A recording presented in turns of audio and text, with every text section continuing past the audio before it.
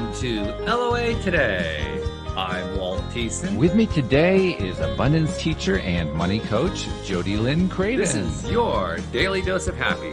We are so happy you decided to join us today. Jody Lynn, first of all, welcome back, because it's been a couple of weeks since you've been with us here on the show. And we were talking about some of your adventures while you've been away. But the one thing I will bring in is you had a trip to see friends in the southern part of the U.S. And that part must have been wonderful, just being able to catch up with them. Yes, it was awesome. We planted a little garden, planted a fruit tree. It was nice. Beautiful. Yeah. Well, we're glad to have you back.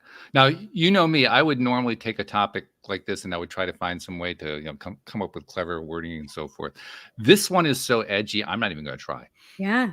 Just like not even going to go there.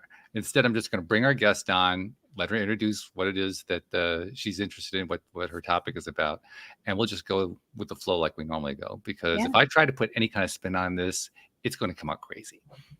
I don't want to be crazy today. I just want to be normal. So we're just going to go with normal. Yeah. So her name is Lauren Hayes, and Lauren is in a relatively small minority of the population. She's a swinger, and she advocates a swinging lifestyle.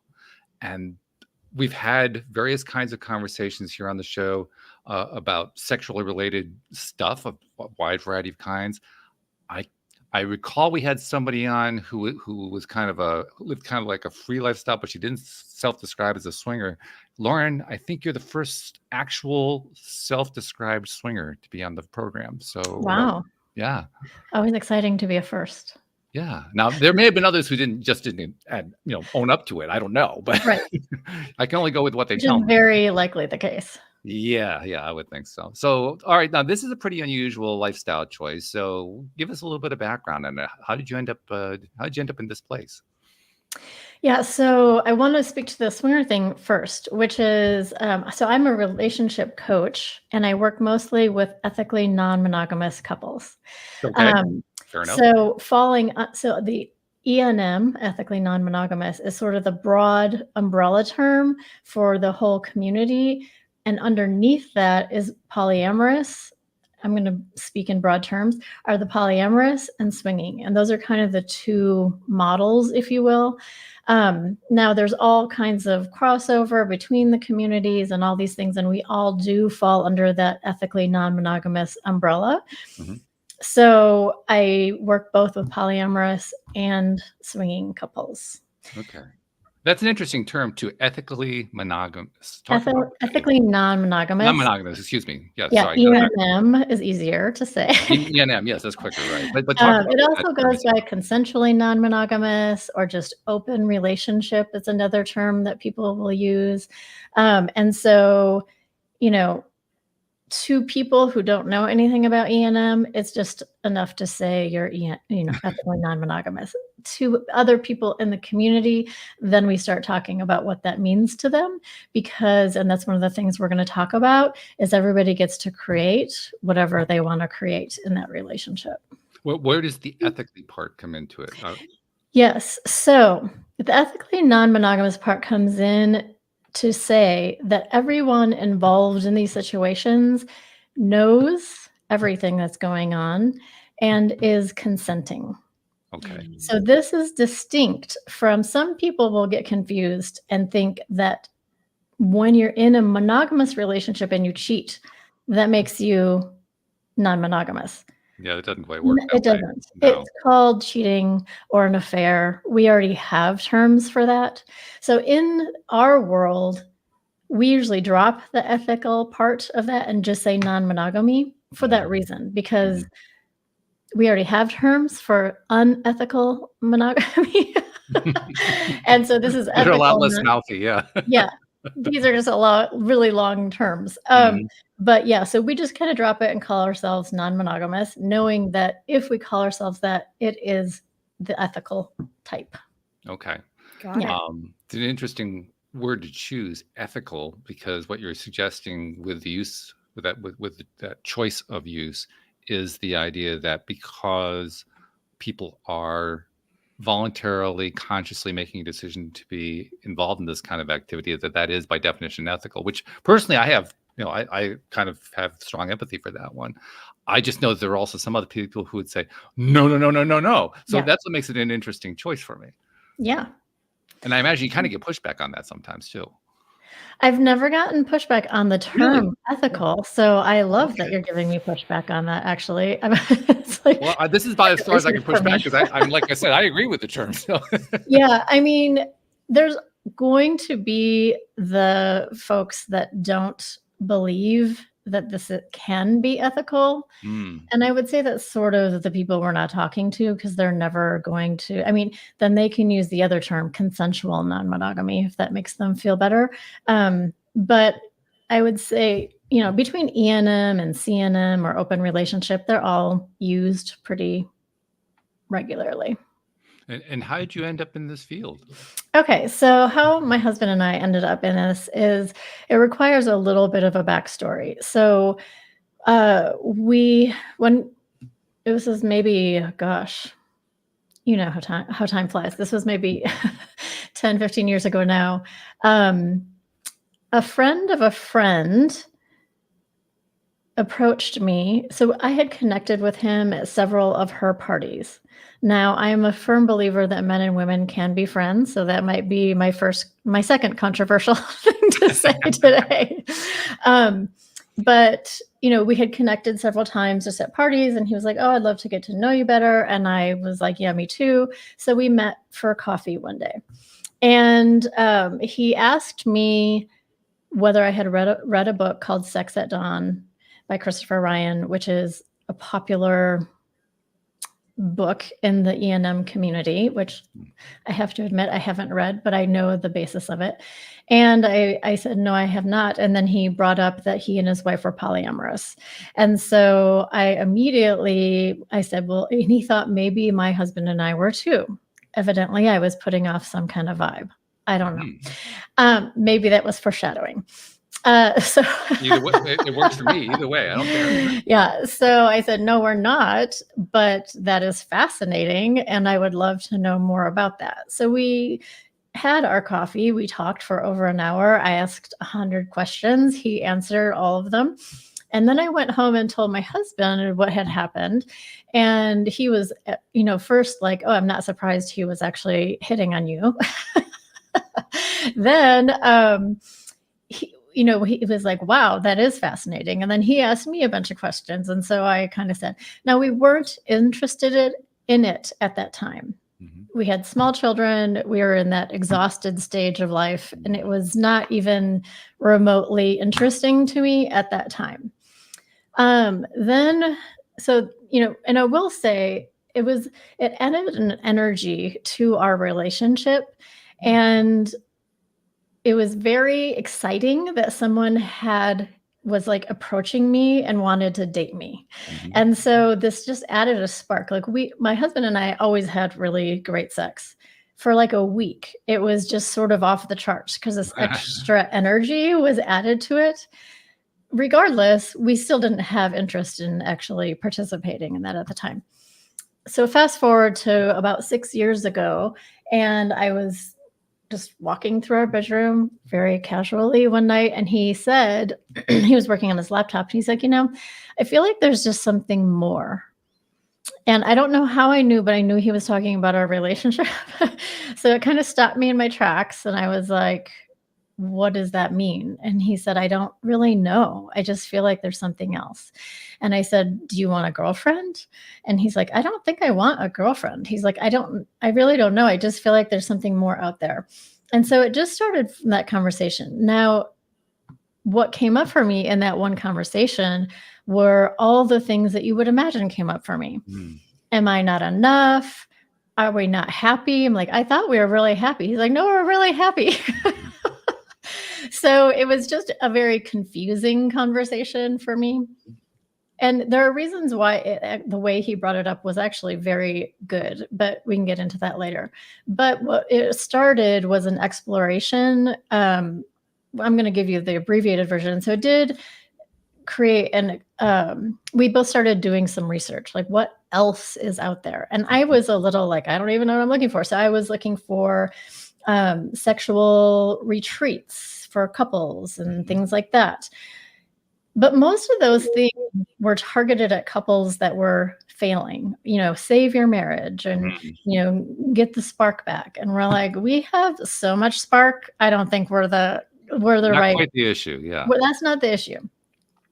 And when you start searching on these things, you also get swinger resorts and things like that will come up in your search, and articles. So I started reading articles about, travel, people who had just visited some of these resorts and their reports on it and stuff. And so eventually we found the book, The Ethical Slut, which is another, I would almost say like a Bible for the community.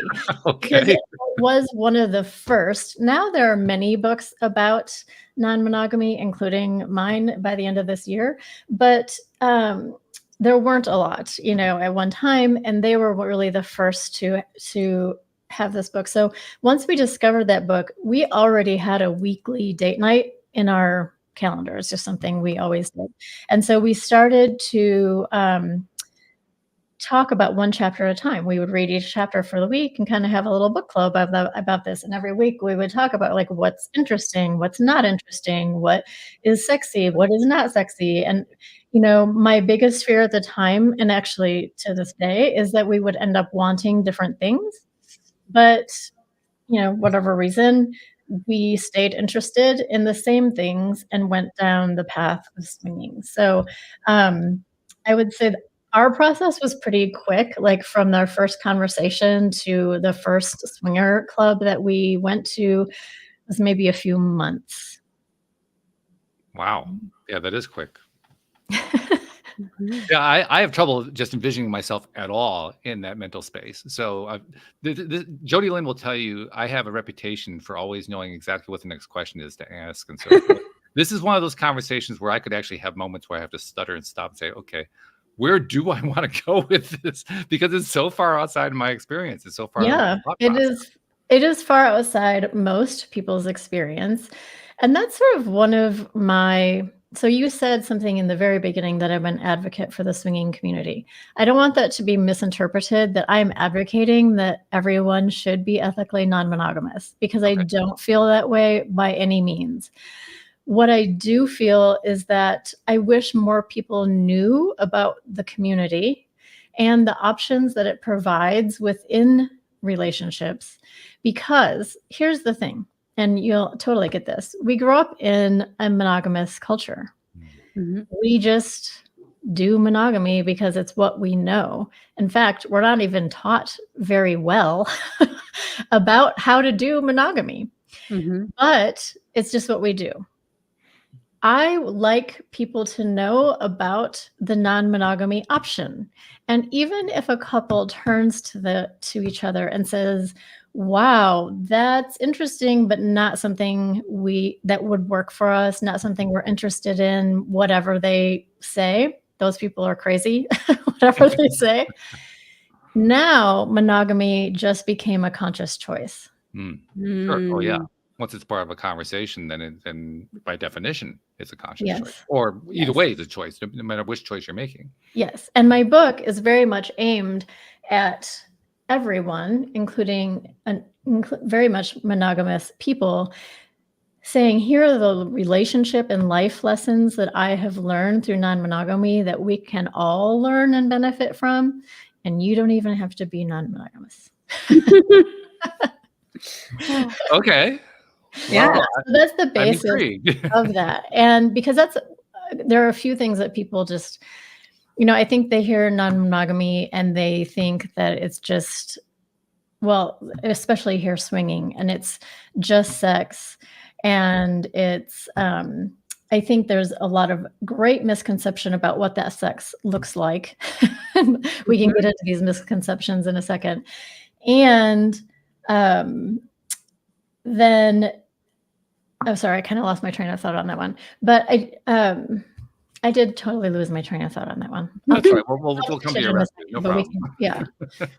That's all right. Oh, that's what I know what I was going to say. So really, like, people are attracted to it for a lot of the sexual variety, the sexual fun, fantasy fulfillment is one reason a lot of people will explore in that. Mm-hmm. Or another real, actually very popular reason is people who are wanting to explore a bisexual part of themselves, and their partners are in support of that. So the people might be attracted to it for one reason, and then they stay in it for another. For one thing, it is what I call the personal growth journey of most people's lifetime. And so if, people will, maybe think about getting into it, and they will come to me and we'll have all kinds of conversations about that and decide that maybe that's not for them. And people who move forward, everyone agrees. Okay, I don't have stats. I haven't talked to everyone in the E&M community, but clients and friends. Let's just say a large number. How about that? The personal growth that you get from being in this community, and how close that can bring you to your partner when you're doing that personal growth work together is really beautiful, and ultimately what makes the community really special, because everyone's doing that. That's cool. Yeah. Well, anytime that you have that kind of meeting of the mind, so to speak, where people are on the same page, that kind of commonality is the basis for most friendships, for most personal relationships. There's some kind of commonality going on. So when you have that commonality in that way, of course, it's going to blossom into something along this line. It makes sense. Yeah, and the friendships are really interesting because we're being vulnerable with each other very early on. The first and probably biggest vulnerability is that most people are doing this secretly. So automatically, when you meet another couple, discretion and privacy are, huge in the community. And so immediately you have to trust people. And immediately you're showing them this vulnerable side of you. They're like, hey, we do this. You do this? Oh, we do this too. And so it's kind of this secret you have between you. And then what I often say is that swingers don't talk about the weather. We have very interesting conversations very early on about, different experiences we've had. And also you're having very vulnerable conversations with people about their sexual boundaries, about their, sexual testing, STI testing regimen. You're having conversations with people, after meeting them a few times that you may never have with where monogamous friendships may not go. Just talking about sex for many people is a vulnerable topic. Oh, sure. Yeah. I mean, even with all of the change that has happened over, say, the last 50 years, where sex is concerned in the wide range of areas of life that implies, even with that, to this day, here in the U.S., no, Jody Lynn is Canadian, so she can speak to the Canadian viewpoint. But here in the U.S., we're still Puritan dominated. I mean, as much as we have opened up, as much as we have, as much as the 60s happened, well, they happened for 10% of the population. The other 90% were saying, huh? Right. So, it's not something that has had a lot of impact, a lot of positive impact, I would say, across society. But it's not like the old built into the deep ends of the neuro spectrum. It's not like that's gone away. And it's really interesting. I read an article recently in the New York Times that the gist of the article was like, if you want to improve your sex life, the bad news is you're going to have to talk about sex. The bad news? Like what?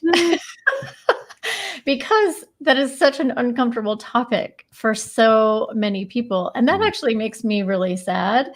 And also was maybe part of the foreshadowing of a lifestyle that I was meant for, because I've always talked really openly about sex, and my husband and I always talked about it. It's getting a little bit hard for me to relate to people who don't want to talk about sex at all. I mean, you don't want to talk about sex with the person that you're having sex with. Yeah. So it's interesting. Isn't that sad? Yeah. It's sad, but I think you're right. I think it's prevalent. I mean, I wouldn't say that it's necessary. I wouldn't know where to assign the proportion of the population or something like that. But let's just say there's a large segment that. Well, it must be, because the slant of the article was this is the bad news for everybody, that you're going to have to talk about it. Well, certainly. I mean, the one thing that you can always count on with publications is that they're going to write headlines in the way that are the most emotionally distressing, because they have a long history of knowing that whenever they do that, they sell more advertising. So what they're projecting out there is that that's going to get a big response. Now, the interesting question in my mind is, how big of a response does it actually get? And we often don't find that answer out. You have to be, the publisher to find out what the answer to that question is. Yeah. But, that's an ongoing thing, and it's actually part of a larger trend. I think we're kind of getting to the point. I've been saying this a few times over the last year about advertising and marketing today, particularly in the digital age. I think we're kind of reaching a point where people are feeling saturated on the negativity. I think we reached that point long ago.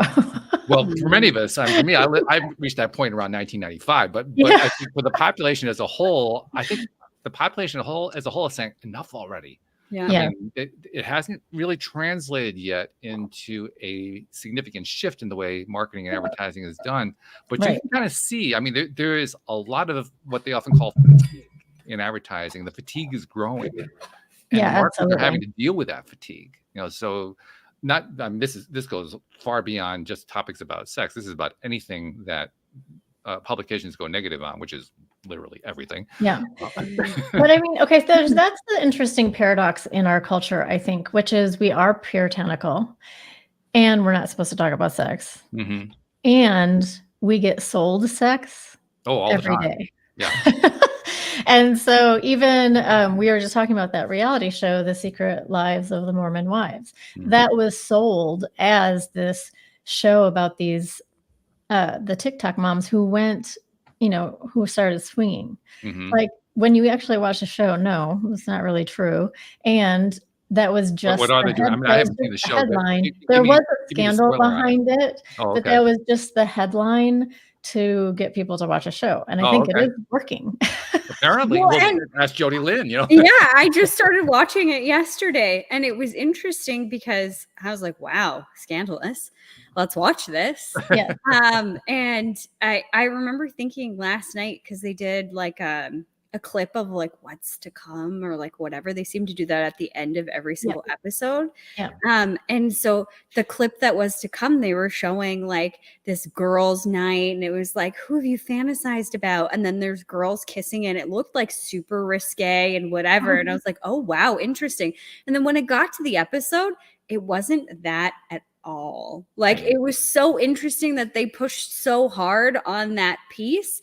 And then it was like, oh, have you ever fantasized about a woman that's in this room? Oh yeah, like, yeah, her. And then they kissed on the cheek, and like that was it. But that's not what it looked like in the clip. It looked like something else was going on. It was so interesting, like you said, that they're selling it in that way. Yeah, and it's really annoying for us in the community that they actually used swinging as the selling point when they're not representing the swinging community or the ethical non-monogamous community at all. Well, it's also very descriptive of what happens overall in marketing, because this is one of my pet peeves. I don't spend a lot of time on news because it's not really healthy, but to the extent that I pay attention to it, I look at headlines, and I'm getting to the point where I'm going to stop doing that, because the headlines are almost 95% of the time misleading. Mm-hmm. It's amazing how often you'll see a headline that actually zeroes in on X happened, and you can't find any reference to X in the entire article. Right. This I is totally agree. And the articles end up being a disappointment. Yeah. Oh, yeah. Yeah. And by the way, thank you, headline writers, because you're actually discouraging me from watching news, which is a good thing. So thank you for that. But nevertheless, it's kind of a backward way to go there. So I mean, I'm sympathetic to what you're talking about when you say how they're kind of overplaying it. And if people are interested. If people are interested, if you don't mind me mentioning my podcast that we just launched in response to that show, it's called The Examined Lives of the Secret Wives. And we'd actually delve into that. We talk about all the themes that kind of show up in the show around relationships, because I am ultimately a relationship coach, and relationships of all types that are within the show, as well as, the last topic that was a big one was about sex and pleasure. So there is a lot of overlap. Mm-hmm. There's a really interesting intersection in Utah. That's where I live, between the LDS community and the ethically non-monogamous community, but you'll have to listen to the podcast to I learn would more. not have known that there was any overlap. That's fascinating that it exists at all. Yeah, there's actually a very large non-monogamous community in Utah. Interesting. Really? Yes. And it's not the same as polygamy. People get confused by that. Well, I was just going to say, Polygamy is not actually included in the But it ethically doesn't grow out non-monogamous of that right now. umbrella. So it didn't grow out of that. It doesn't have any kind of roots in that at all. That's really Absolutely interesting. not. No, it's Yeah. people who have left the church really who are part of the community. But Very interesting. yeah. Oh. That's crazy. Wow. So Jody Lynn, I mean, we were talking about the American viewpoint, the puritanical viewpoint. Where do the Canadians come in on this? I think it's the same. We're very polite. Sorry, please. So I think it's even more so here, like something that's really not talked about a whole lot. Yeah, no, I think it'd be very similar. Okay. Well, that actually is par for the course. I mean, Canada and the U.S. kind of go, we kind of go in parallel on a lot of things. So that makes a lot of sense. Yeah. Yeah. It does raise a number of different possible routes, though, because that's one of the things I always do, Lauren, when I'm doing these podcasts. I'm asking myself, what direction do I want to go? And at first, my mind blanked. That's what I was referring to earlier. But now I'm beginning to see different kind of directions to go in. I think one direction I want to go in is the growth, or to what degree is there growth of this? Because from the outside looking in, my perception is that this overall trend, I won't even call it the ENM, just the overall trend about sexual exploration seems to have grown quite a bit. Yeah. And I want to know what your perspective is on that. Yeah. Okay. So one thing that my whole coaching business really is in the foundation of, which is the relationship training I did was Gottman. So everybody knows the Gottman name. And they are the ones who know what make up a healthy relationship. Now, the Gottman training is not for non-monogamous couples per se, but here's the thing that people, I think, lose sight of. Monogamous relationships and non-monogamous relationships are the same in terms of their foundation and the pieces that make up a healthy relationship. Mm-hmm. Where we differ is that I assert through experience and not only my own experience, but other people's experiences, is that we have to be operating at a much healthier level at all times in order to invite the complexity in that we do. Because as you can imagine, non-monogamy is very complex and emotionally complex. Mm-hmm. So it does take a healthy relationship. A lot of people, so here's another misconception, is that, everyone kind of knows that couple, like, oh, they tried to be non-monogamous and they were divorced within 6 months or whatever. So I don't know why this is, but a lot of couples, as a last ditch effort in a failing relationship, will say, well, let's open it up. Let's open our relationship up. Mm-hmm. Like that is actually the worst idea they could possibly have, and probably and usually does. And I never speak in absolutes, because then you always have the one people call up and be like, well, wait, that worked for us. But those people are going to generally speed up the demise of their relationship, because they're trying to fix things, so many things that are broken, with something that isn't ever going to fix anything. Mm-hmm. So that's the biggest question I have for couples when they come to me saying, well, we're kind of interested, but do you think this is right for us? That's one of the first questions, which is, are you trying to fix something in your relationship by doing this? And if so, what is that thing? And let's talk about that thing, because that's the thing you should focus on fixing first. Then you can consider non-monogamy later, but don't do it in order to fix something. Mm-hmm. So most couples ideally coming into non-monogamy, have very healthy relationships. And when I say healthy, they think they have a great relationship. And they're not incorrect. If they think they have a great relationship, they do. But what non-monogamy does is it's kind of like a workout for your relationship. I would imagine, yeah. And ultimately, it will shine a light on any patterns or behaviors or unhealthy aspects to your Yeah. relationship that may not have surfaced before or were there, but you could kind of get by on the day-to-day, you know? Mhm. So it will highlight those things. So in non-monogamy, the real commitment, not only to your partner, and we'll talk about partners in a second, is that commitment to that. We are going to acknowledge the cracks in our foundation when they come up, and we're committed to fixing those. And that is why that's one of the benefits that people report from ethical non-monogamy, is feeling so much closer in their primary relationships or in all their relationships if they're polyamorous. Interesting. Wow, I did not expect that.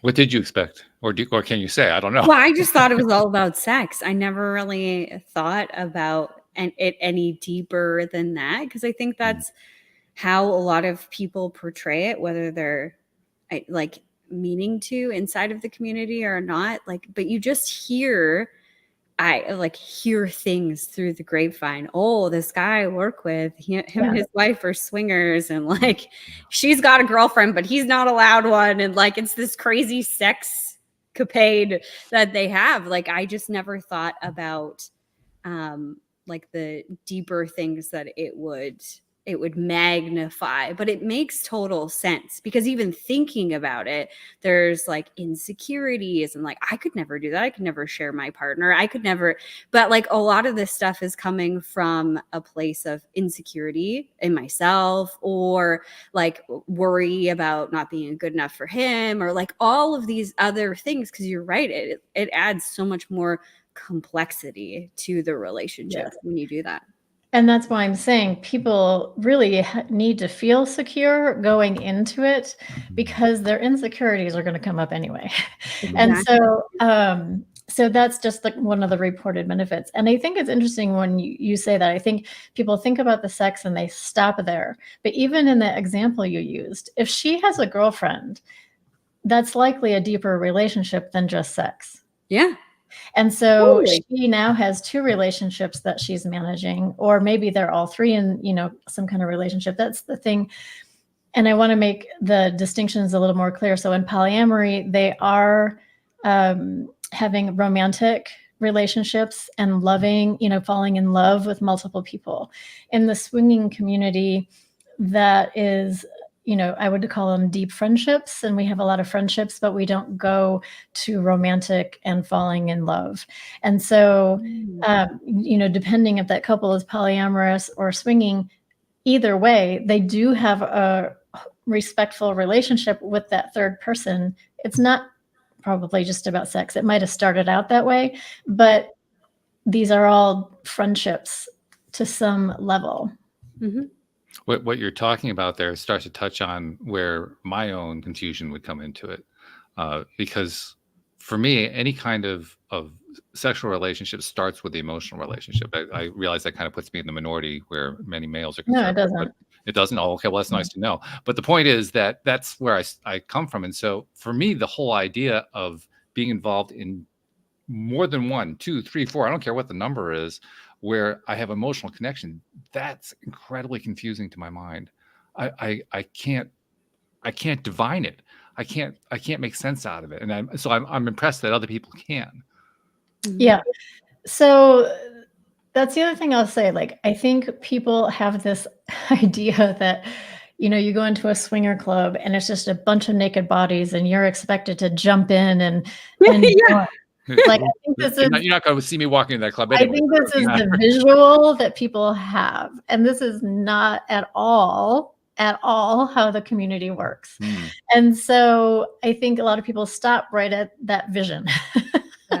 So in fact, I mean, the front of so sometimes there's a kind of a front of house and back of house of a swinger club, and the front of the house has a dance floor, a bar, food sometimes. I mean, it looks like any other club. And, people might be dressed a little bit more sexy than a regular club, or there might be a little bit more PDA, but the actual sexual playing we call it playing in our world, is happening in the back of the house. So you're not even like seeing this until you're ready or want to go back there or want to go back. Then you go back with your partner or whomever you're going back with. And there are all kinds of rules and etiquette, you can go in private rooms, you can go where people can watch you. And typically, if you're playing with a couple, you've met them prior. And that's where I'm saying the emotional connection. A lot of people also, even people who are in the community, they say, oh, I'm really strange because I need to have, some emotional connection. I would say that's not strange at all. That's most people. It doesn't mean you have to be in love with the person. It just means you have a connection with them. Mm-hmm. And that is one of my bigger messages, I would say, about non-monogamy, is it highlights the truth about human interaction, which is there are so many levels of connection that you can have with humans, from the cashier at the grocery store to, you have a connection with that person. You say, have a nice day. You maybe had a little interaction. Humans love to connect. It's what we live for. So there are so many levels between, hi, nice to meet you, and I'm in love with you. And these are all the levels that non-monogamy operates in, which monogamy never really taught us are there. We kind of learned that there's acquaintance and friendship and maybe best friend and relationship, but there are many levels of connection within friendship even that allow non-monogamy to be an option for people. You don't have to be just in love or friends. Like it's not a black and white proposition. Okay. You're choosing the level of connection that you're looking for with people. Okay. So what you're basically saying to me in my own mind, the way I'm hearing this is, I don't necessarily need to think about this whole conversation in terms of whether or not I could be actively in love with two women at the same time. Correct. Think about it rather in terms of what kind of interpersonal relationship would I want to have with those people. And by the way, there could also be a sexual component, which I can at least comprehend that one. Yeah. The other one stretches my mind in too many different directions, and I just can't handle that one. That one I can handle, at least to some degree. Right. And that's where I'm saying polyamorous couples are going for multiple emotionally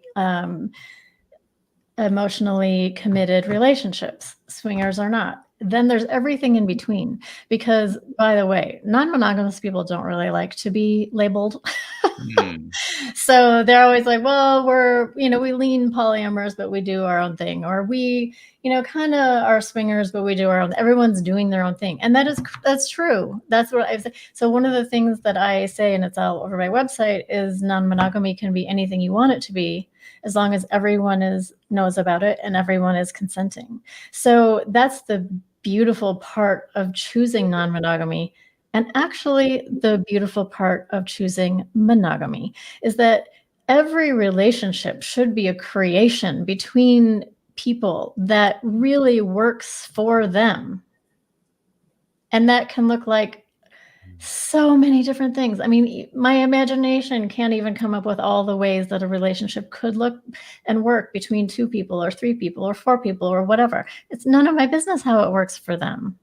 Mm-hmm. I have a weird question. Great. Long, weird question. I've noticed,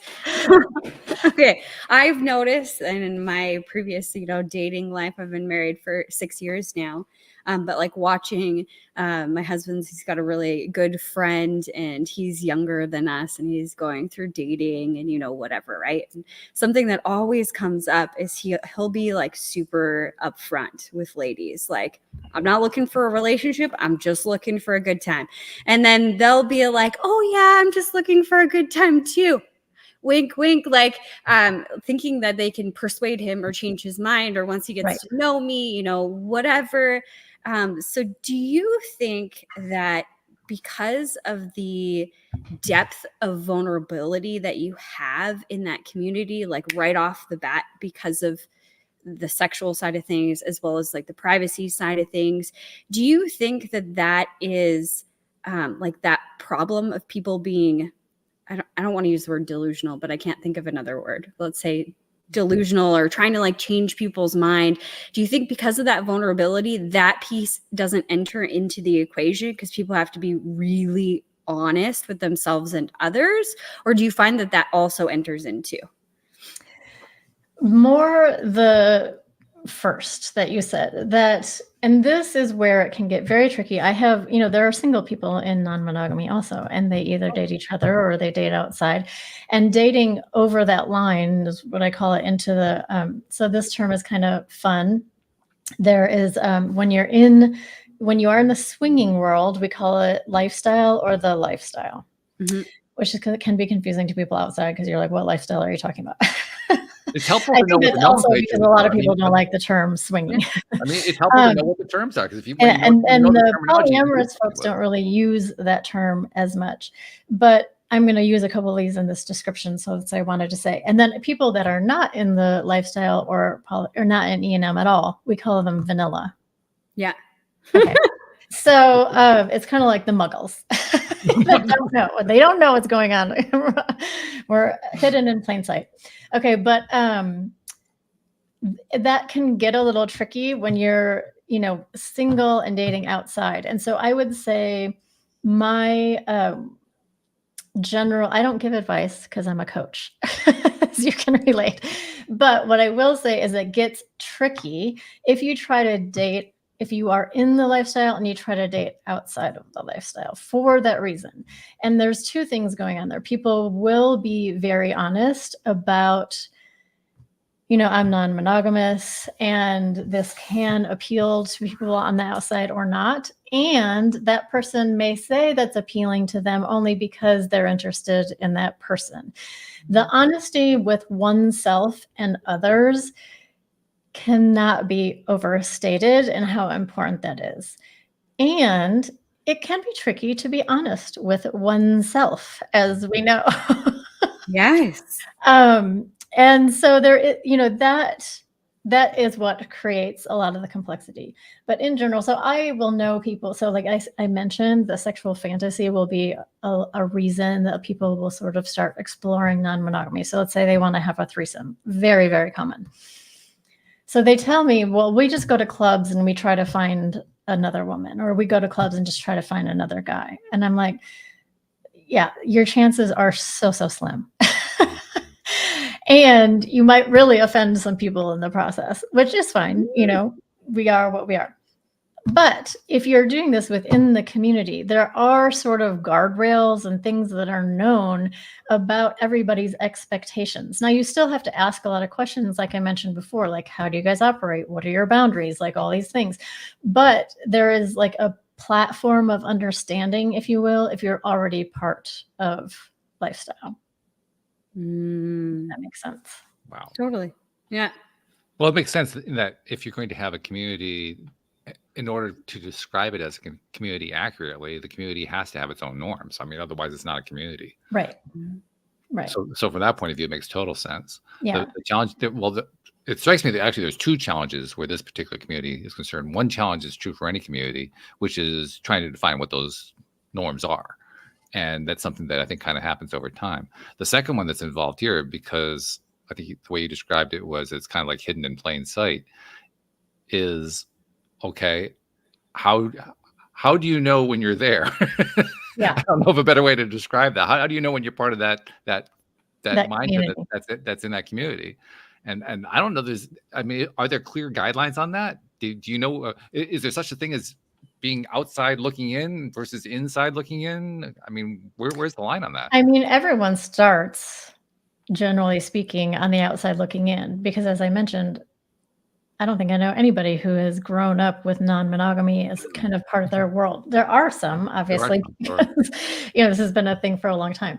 But so I would say that's a very challenging point. Like when my husband and I started doing the research that I talked about, like we didn't even know what we're looking for. And I would say that's sort of like where a lot of people start. And people will often come to me, they'll, find me, and that is one of my roles, is I help people understand the community and find out if that is something they want to do.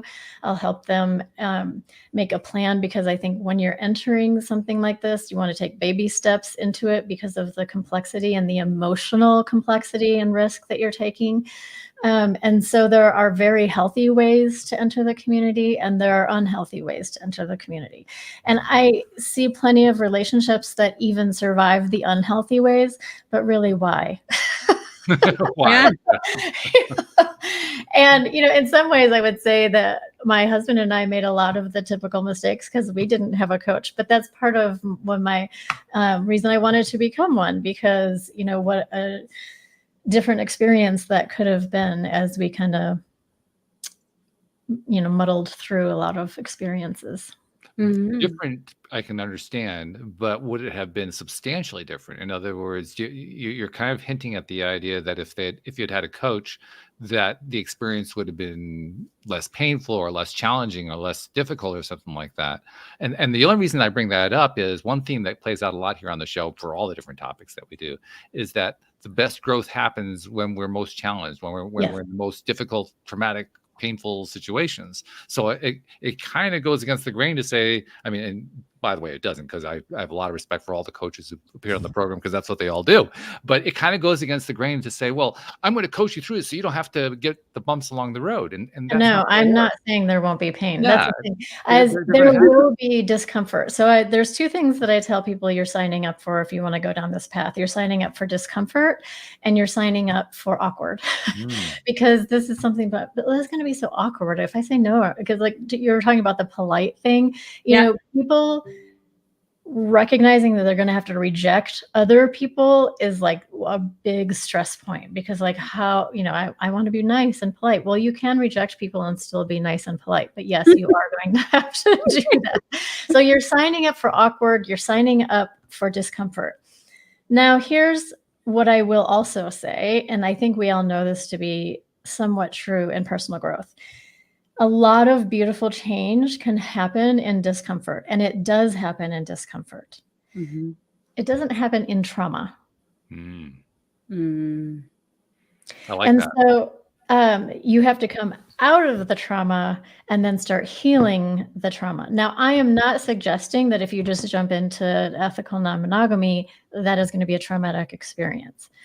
I'm saying you could have depending, there are lots of situations that someone might get themselves into that might feel a little traumatic to them.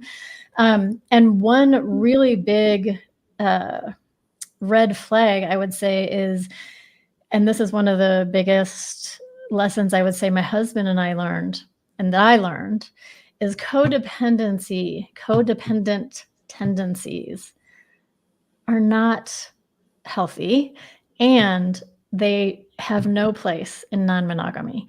So if you are doing anything within the non-monogamous community only because your partner wants to, Yeah.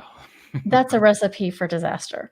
And so there's a lot. So that's what I mean by it's going to highlight a lot of unhealthy behaviors in your relationship very quickly. And that was one of the ones that it's, one of the chapters of my book. So that is definitely one of the bigger life and relationship lessons that we got out of that.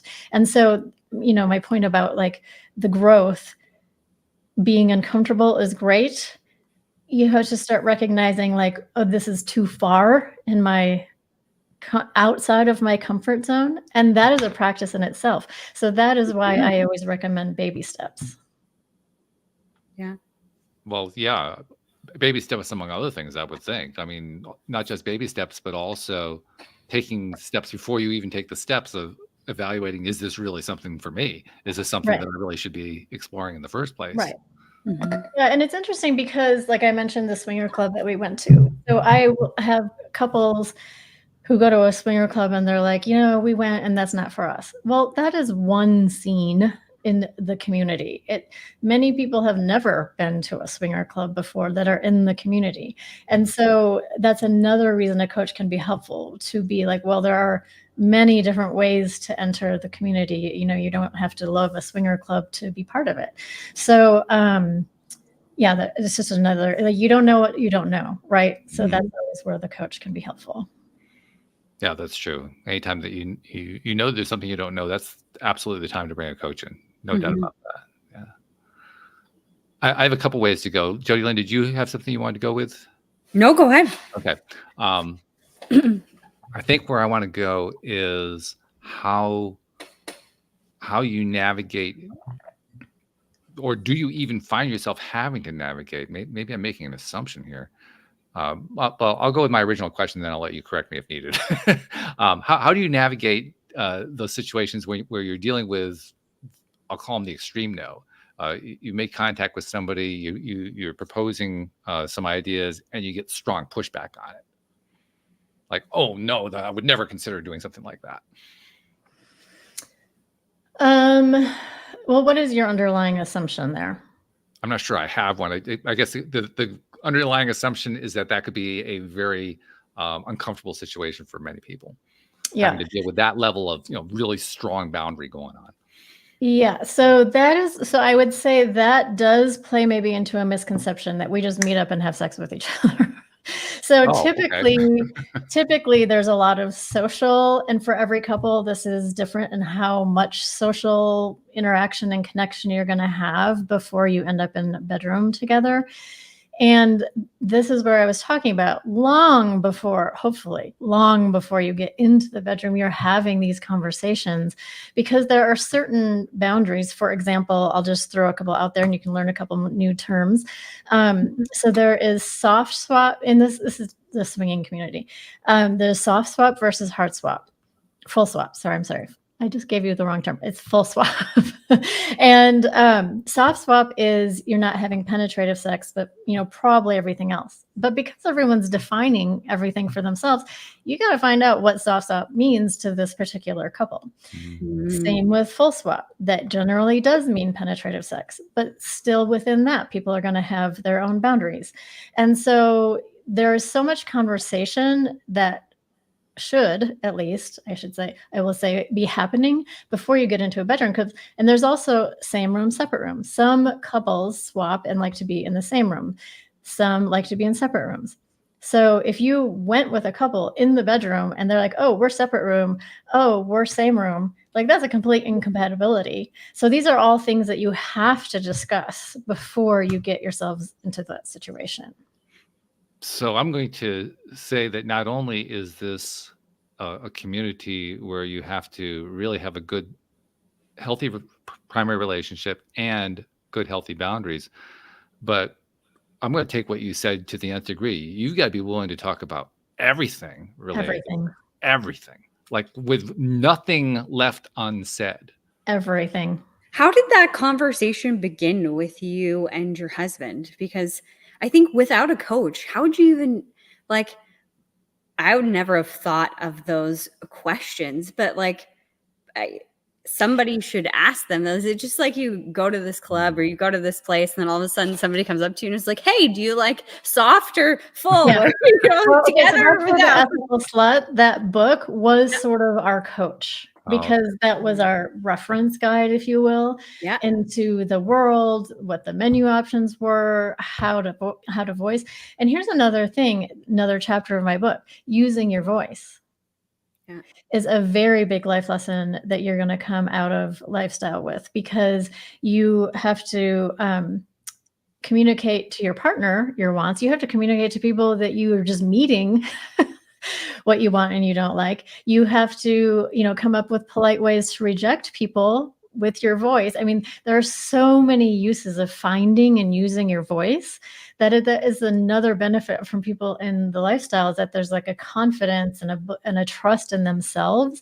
And actually, here's what I'm going to say as maybe, I don't know, our parting comment, that I think knowing, loving, and trusting yourself are probably the biggest things to come out of being part of the ethically non-monogamous community. I would think it'd be one of the leading things to go into the community in the first place. If you have it going in, all the better. But I would say most people develop those skills even more when they're in the community. Okay, but I would think it would be problematic if you didn't have that level of strength going in. It can be. I would think that's where you're kind of setting yourself up for all kinds of, I I won't necessarily say trauma, but highly painful situations. You did make it pretty clear you're going to be getting into discomfort, you're getting into pain, but we're talking potentially some serious pain if you don't have that really strong level of self. Yes. Yes. That's probably, I mean, and it's kind of like the thing I said about the relationships. Like you might feel like you have a really strong sense of self, and then lifestyle is going to test that, Yeah. or that's going to increase for you. And if you don't have it, it's coming your way. Yeah. Yeah. Mhm. In fact, it also occurs to me one of the topics that is pretty much accepted these days where sexuality is concerned is the idea of couples talking with each other, being communicative. And the reason that's such a big topic is, to a large extent, many couples aren't as communicative as they could be. Right. So I mean, like with anything else, we're talking about gradation and degrees, but this particular realm is something where you really need to have a strong background with talking about everything before you can even pursue it, because otherwise, that's going to be where you're getting into not just discomfort, you're going to get into like some really Right. And that is really the big stretches. thing. That's the thing that every couple will say improved the minute they even started talking about getting into non-monogamy is communication. Now, I think communication is also a broad term, and we can go deeper into that, but I don't know about time. But I think what you were just talking about in terms of needing to have that sense of self before going in, what I would actually say, and which I do say all the time, is the most important thing going into lifestyle is just self-awareness. Mhm. So for you to be able to say, I don't have the sense of self. And I do think a lot of people can say that, like, no, that, I'm way too insecure in these areas to even attempt that. Like people know themselves, and that is great. And when people come to me and they're like, okay, what do we need to like get into E&M? And they're expecting some kind of like physical attribute, or like Okay. a very sexual attitude, or, whatever the thing is. But actually my answer is always self-awareness. Hmm. Very interesting. Wow. I think we probably could have done quite a bit more than just the hour that we have Yeah. assigned to doing this show, but we'll bring it to a close there. We do have a couple things we need to do that's part of our regular routine. Yeah. First and foremost, for people who are interested in learning more and thinking this is something they want to explore some more, how do they find you? How do they reach out to you? Probably the easiest place is my website, which is swinginglifestylecoach.com. They can sign up for my newsletter there. All my events will be going on there. And then I'm on socials on Facebook and Instagram, same name, Swinging Lifestyle Coach. So I'm pretty easy to find. And I have a YouTube channel of the same name. All right, very good. So second question, that's not actually, this isn't a question, this is more of a thing that I do. But this is something I've been doing for a few years now. And it's interesting. Every time that I'm doing this, I'm finding new ways of seeing it as, wow, this is really important to do. And this is another example of that. Because in order for people to come onto the show, first of all, people who come onto the show are people who are giving in some way. They've gone through something. Maybe it's gone through something traumatic. Maybe they went through something when they were children, whatever. They came out the other side. They found stuff along the way, something they wanted to share. Maybe they wanted to become coaches. They became authors. They created courses. They did all kinds of stuff because they said, this is something that people need to know more about. And in order to do that, of course, they go on to podcasts and they do social media and they write blog posts and they write books and they do all this other kind of stuff. And a lot of it's free content that's out there.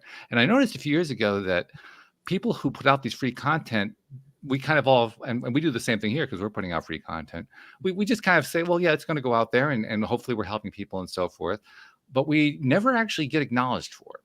And so that's something I said I can do something about.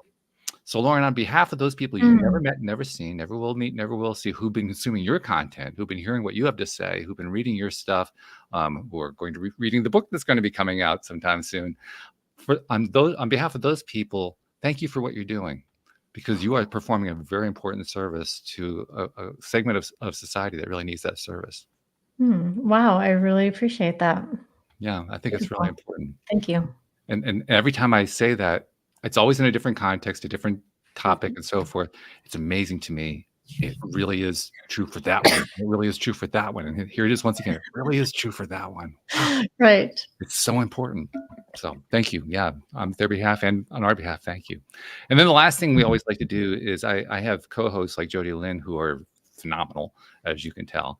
And they have this, among other things, they have this amazing ability to just kind of take a perspective that I don't have as the host and kind of tie everything together. And I know Jody Lynn's been thinking about it. That's why I'm kind of going on here a bit. But Jody Lynn, how are you tying this? This is a challenging one. How are you going to tie this one together? Have you thought about it? Oh, yeah, of course. Yeah. Of course. Well, I must say that I am vanilla and that I saw so many or thought so many preconceived things and had so many biases about this community while never being in it, while never really knowing anybody that's been in it. So just the outside kind of looking in.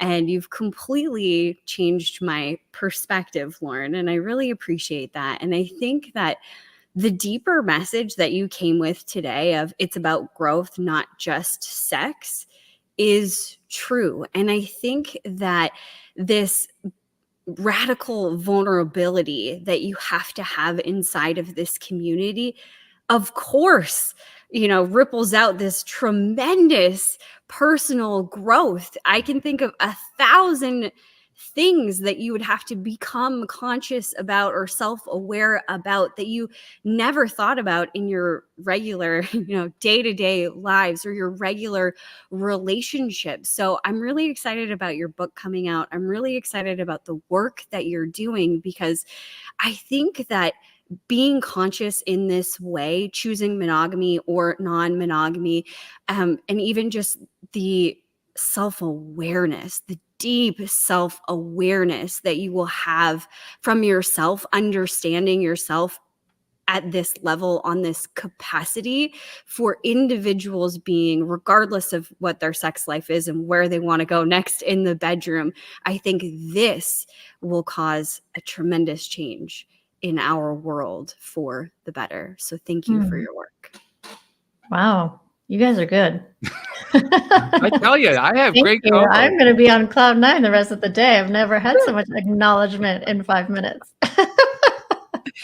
You deserve it.